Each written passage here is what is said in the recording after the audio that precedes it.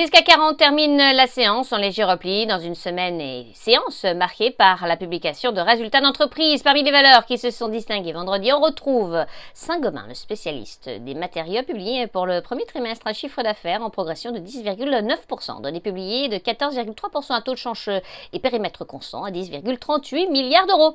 Le groupe a confirmé ses prévisions pour l'exercice 2021.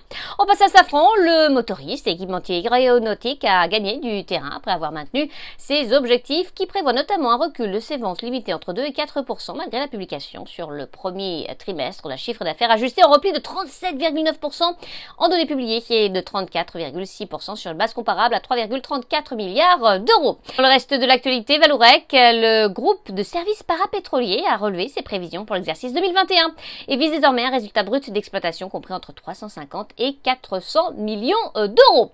Vinci, le groupe de construction, a finalisé avec son partenaire Meridiam le montage financier du contrat de PPP, partenariat public-privé, de l'autoroute D4 en République tchèque.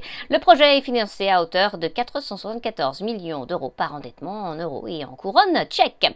Kering, le groupe de luxe, a bénéficié d'un relèvement de recommandations de la part d'un analyste. Accor, le groupe hôtelier, a de son côté été pénalisé par une dégradation de recommandations de la part d'un analyste. Et puis Dassault Aviation, l'avionneur, a bénéficié d'une note d'analyste positive. Enfin, Imerys, leader mondial des spécialités minérales pour l'industrie, prévoit pour 2021 une hausse de l'EBITDA courant après avoir enregistré au premier trimestre une hausse de son résultat courant net de 48,9% à 73,3 millions d'euros. À New York, Sabrina Cagliosi pour Trading Central. Je vous souhaite une très belle fin de journée à tous. À demain.